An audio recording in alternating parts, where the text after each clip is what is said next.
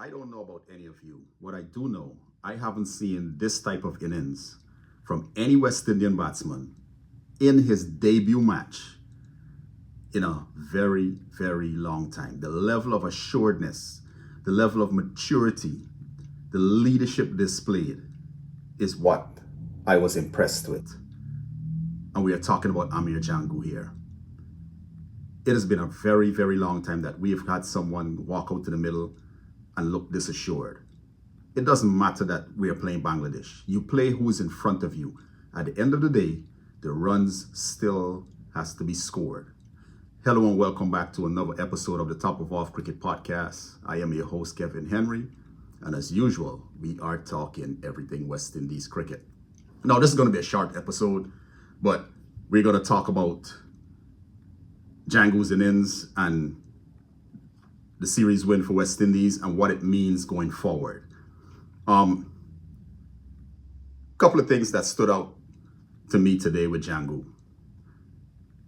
The calmness at the crease, the know-how in knowing where he wanted to score his runs, how to score his runs.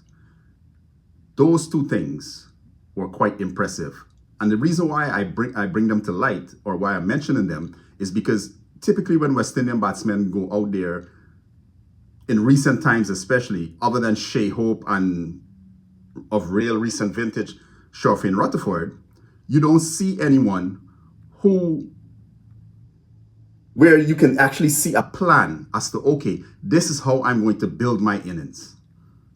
Even though Evan Lewis goes about his things in his way and his crash bang well up, I don't see that the type of methodology, but I guess it's a different player. And, you know, Evan does things Evan his ways. Brandon King does things Brandon King ways. But nonetheless, they have their methods. But where you can see a clear plan as to how I'm going to make my runs, with my scoring areas, how I'm going to manipulate the ball if opportunity is not available on the offside, how I'm going to manipulate the ball into the leg side, into the gaps to score runs. And that's what was really refreshing and brilliant today.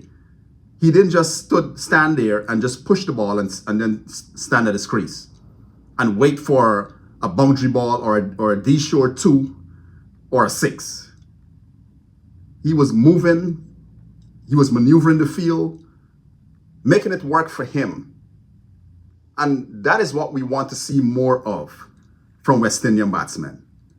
That ability to maneuver the field, to make them do what you want to do, not you doing what they want you to do.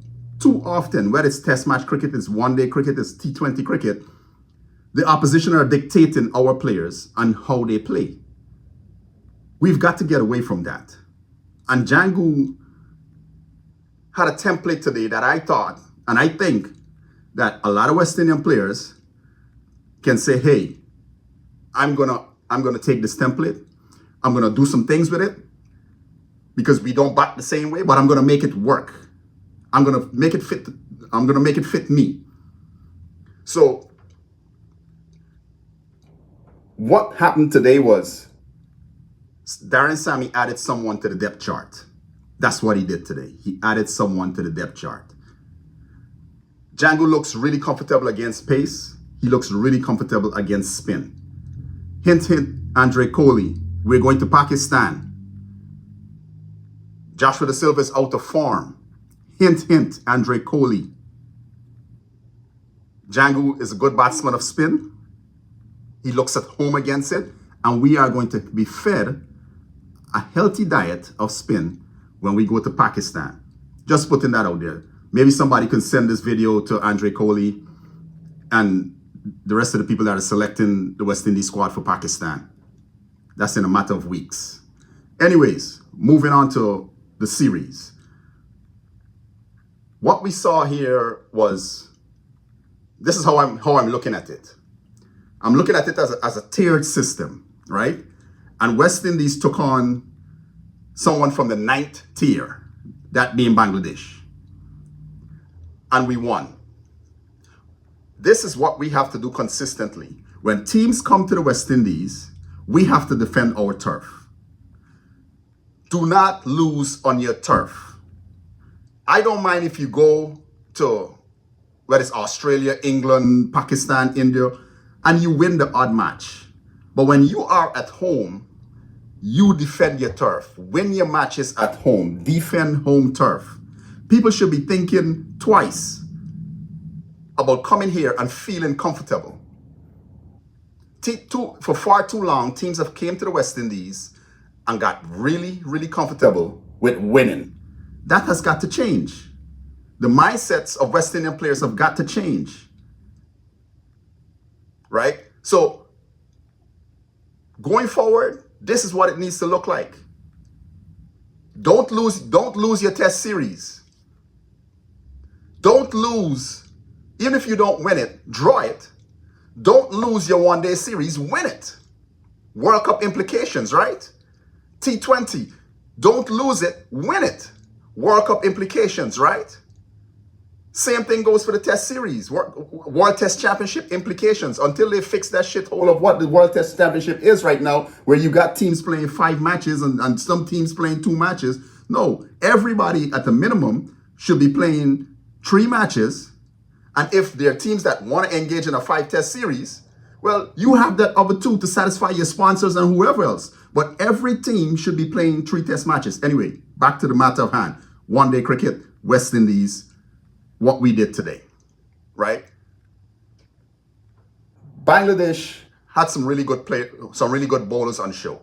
I'm gonna give them that, right? You cannot discount that. Those young fast bowlers especially, they are pretty good.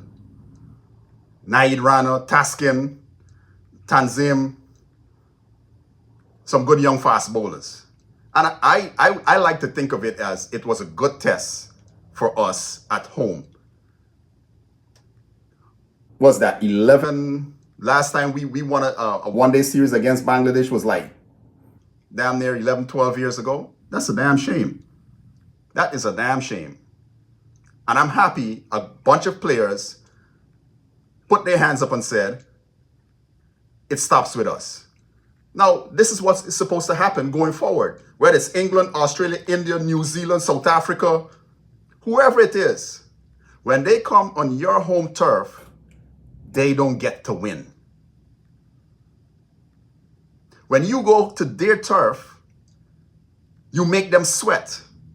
So if you play a 3-match series, all 3 matches should be close. Even if they win the series, you got to take one off of them. At a minimum, one off of them.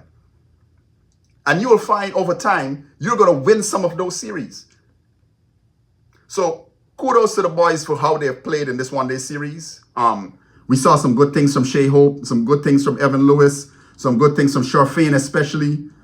Breath of fresh air from Amir Jhangoo, Casey Carty. In the case of Carty and Brandon King especially, I would like to see more consistency. Instead of 1 big half century over 3 matches, let's have 2 big half centuries over 3 matches. Maybe one of those being converted into a century. That is what I would like to see. The partnerships that we had, let me stop real quick. Gudakesh Moti, brilliant batting today. Moti is molding into something real nice down the order. Something real asset-like down the order. But the partnerships that we had, the consistent scores, good to see. Long may it last. That is what we want to see for West Indies cricket. Now, on Saturday, I'm going to be dropping a special episode with regards to what took place with the governance meeting that the West Indies Cricket Board was supposed to have a few days ago. And Guyana and Barbados decided, well, they are not going to show up. So look forward to that one. It's going to be fire. I'm going to be spitting some real fire. Anyways, I am your host, Kevin Henry, for the Top of Off Cricket Podcast. See you next time. Don't forget, hop in the comments. Let's talk about it just like we did about Joshua Da Silva.